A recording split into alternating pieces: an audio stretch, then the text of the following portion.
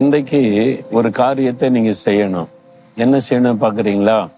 உங்க விரலை வச்சு உங்க கண்ணன் மணியை தொட்டு பாருங்க. கருவிழியை தொட முடியுதானே? கையை வச்சு ட்ரை பண்ணி பாருங்களேன். விரல் எடுங்க, உங்க கண்ணுக்குள்ள தொட்டு பாருங்க.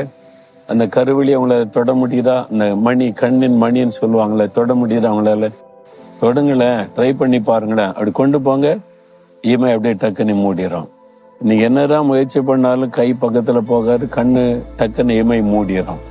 இந்த கண்மணியை அவளை ஈஸியா தொட முடியாது.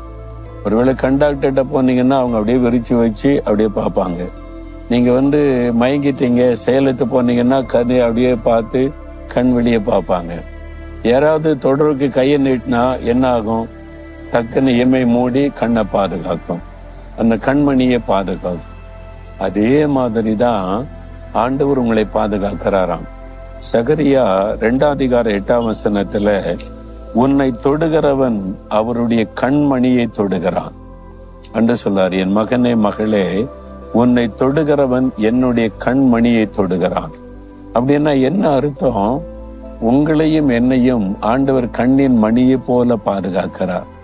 அப்ப நம்ம பற்றி நினைக்கும் போது என்ன சொல்ல? நான் ஆண்டவருடைய கண்மணி. ஆண்டவர் சொல்லுவார், நீ என்னுடைய கண்மணி, நீ என்னுடைய கண்மணி.